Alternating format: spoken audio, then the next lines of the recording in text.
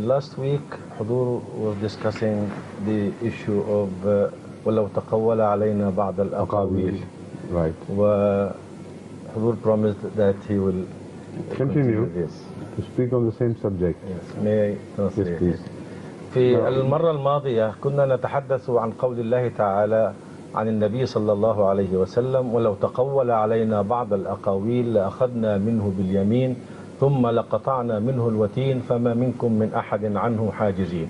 وقد بيّن أمير المؤمنين أن هذه الآية دليل على صدق النبي يقدمه القرآن إلى هؤلاء الكفار يقول لهم انظروا في التاريخ هل هناك أحد ادعى النبوة وقال عن الله أنه مرسل من عند الله ونجح في مهمته ولم ينتقم الله منه؟ إذا كان عندكم مثل هذا الدليل فقدموه لنا. Now I am also going to point at certain implication of this verse which is very often ignored by people. A very important thing which I am going to bring to the focus of your attention. People believe generally that whenever anyone claims to be a prophet of God, it is the responsibility of all the people together to destroy him in every respect, to kill him if they can, to destroy his message, to trample upon all that he has attained and wipe it out from existence. This is the responsibility of the people whom somebody addresses as a messenger of God. And they believe that this is what God requires of us. The Holy Quran has a completely different view to this problem. The one reference I gave you earlier was the reference to the people of Pharaoh. When Moses, peace and blessings of Allah be upon him, addressed them as a prophet of God, the same was the view of the people at that time. People, elders of the Pharaoh's people got together and considered and consulted each other, drawing the conclusion that such a man whom we know to be false, they thought him to be false. That is the point. Here the judgment is completely in the hands of those who are addressed. This is a very important issue. Even if we have to spend the whole hour explaining it, we better take it. Now, they also believed that it is a matter to be decided and executed by ourselves. And they saw somebody whom they thought was, an imposter, and whom they thought not only was an imposter, was delivering very important messages relating to the life and death of the people there. Taking the Israelites away from him, leaving them helpless and powerless, without any labor which was so much needed at that time by the pharaohs. Now this was a very grave matter. And they believed him to be a liar. There is no doubt about it. Now if you believe someone to be a liar who claims to be from God, what is your responsibility and what are your rights to do? This was the issue. They decided, because we know him to be a liar, it is our right to kill him and destroy him. While they were contemplating on this, one of their own people who had secretly believed in the truth of Moses approached them and addressed them as such. إن يكن صادقا إن يكن كاذبا فعليه كذبه وإن يكن صادقا يصبكم بعض الذي يعدكم. You are about to kill him because he is a liar? But what a beautiful expression. إن يكن كاذبا. He could be liar, he could not be. How could we know? God knows better whether he sent him or not. And he is the only person, only being rather, who could decide whether this person is attributing life to him or not. So he said, the one who knows, he should act, not you. And if he is a liar, then the punishment of lies will not fall upon you, because you are not liars. He is lying, he confronts the danger of having God's wrath upon himself. So what is he to you? Why are you so excited about him? If he is a liar, how do you think has God gone mad that somebody lies to you and he destroys you and punishes you for the crime of somebody else? What a beautiful logic. كاذبا فعليه كذبه. You have nothing to fear. Just keep quiet and be calm and let God punish this man if he is a liar. That is one part of his argument. And the second one is وَإِن يَكُنْ صَادِقًا. Remember this. Let's suppose, for the sake of argument, maybe he's right. And if he's right, then God's punishment will never leave you alone. It will come and follow you and pursue you to your end until God's word of warning, which he delivered to you, is fulfilled at last. Now, this is what stayed their hand of cruelty. This is what gave Moses another lease under God's divine will, of course, but he became instrumental in this.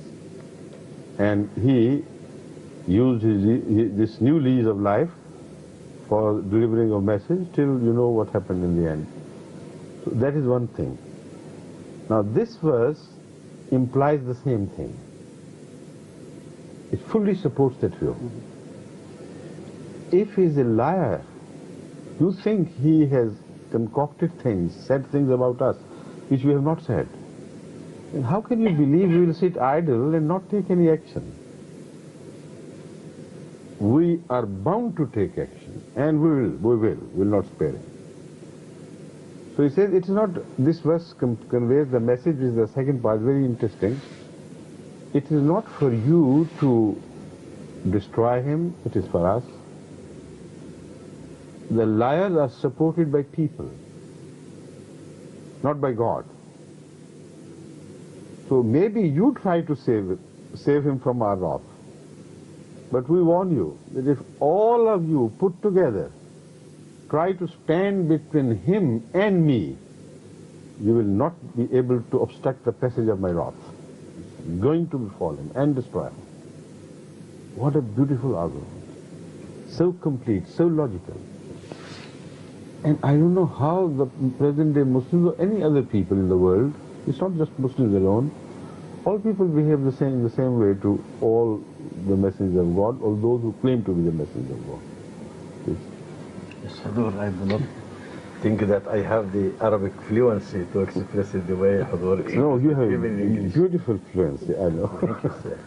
You know, even I look at his face and he is absolutely intoxicated with the charm of your language, mashallah. يقول أمير المؤمنين أن هذه الآية لها علاقة بآية أخرى من القرآن الكريم، وذلك أن الناس عندما يأتيهم نبي من عند الله دائما يكذبونه ويعتقدون أن من حقهم القضاء عليه وإنزال العقاب به، ولكن القرآن يقف موقفا آخر. هناك في حادثة سيدنا موسى مع فرعون وقومه كانوا يريدون أن يقضوا على سيدنا موسى لأنهم كانوا يرونه نبيا كاذبا، ويريد بالطبع أن يحرر بني إسرائيل من قبضتهم، فوقفوا ضده وحاولوا قتله.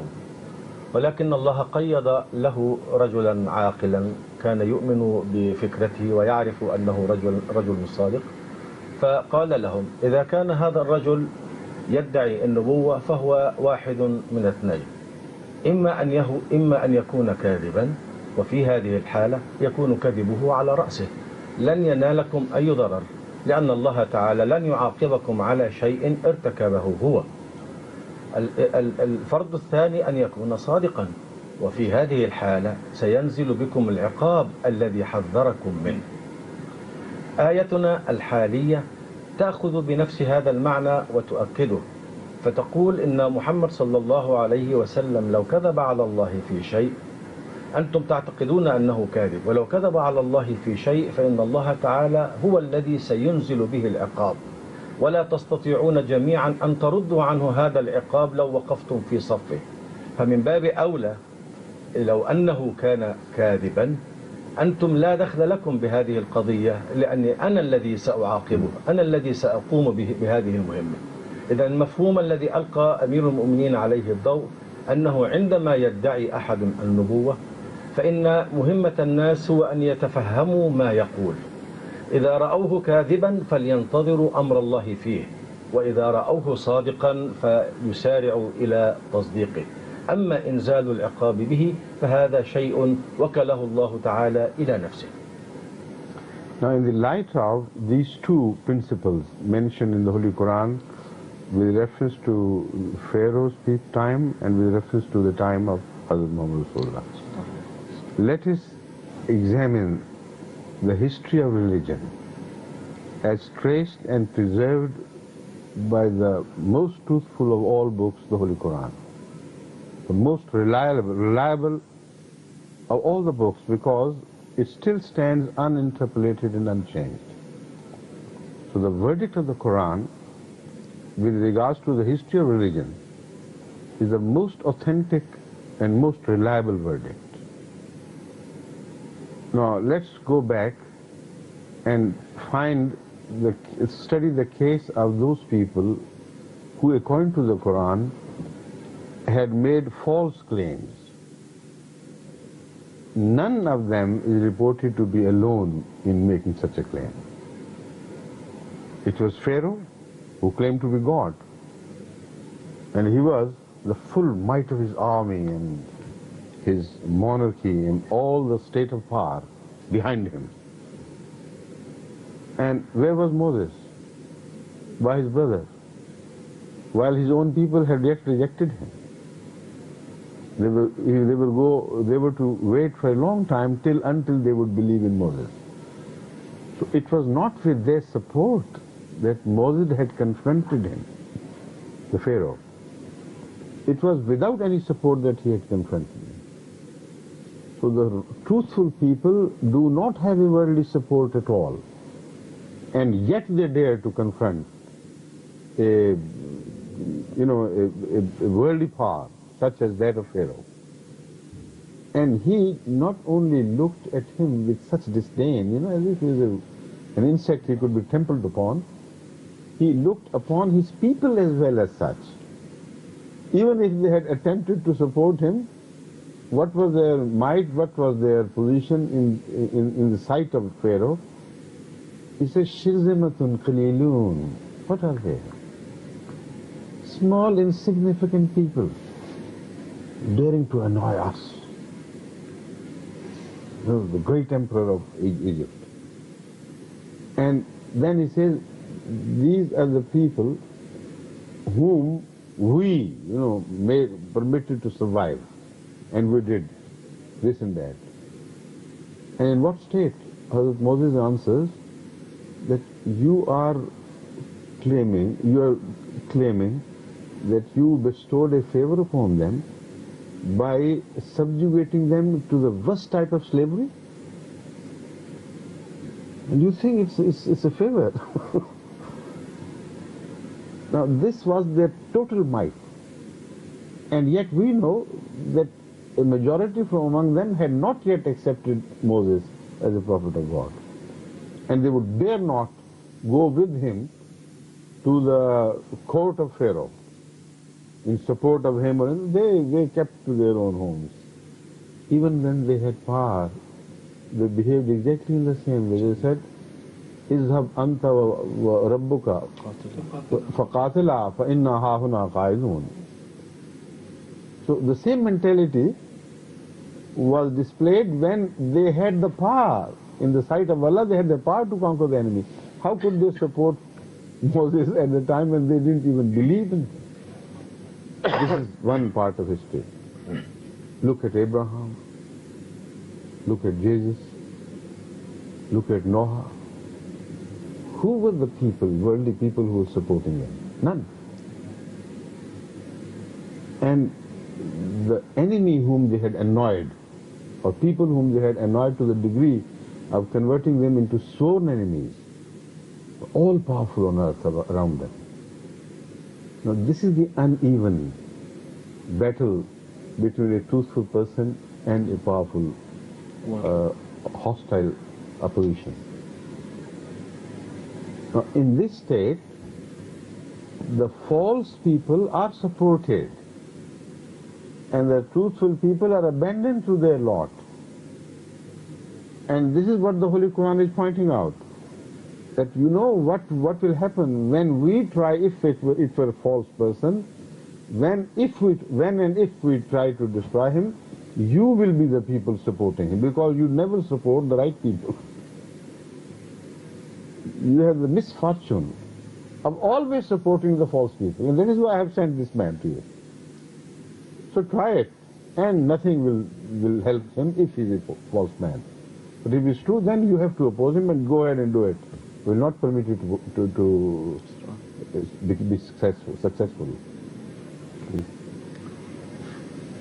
يقول أمير المؤمنين إن هذه الآية لها مغزى آخر، كأن الله سبحانه وتعالى يقول لهؤلاء الناس إنكم تعارضون النبي صلى الله عليه وسلم لأنه نبي صادق، لأن دائما القوى الدنيوية تكون مع الكاذب والمدعي الباطل، ولو أنكم كنتم في صفه وأيدتموه لكان كاذبا وكنتم لا تستطيعون أن تمدوا له يد المعونة إذا أنزلت به عقابي.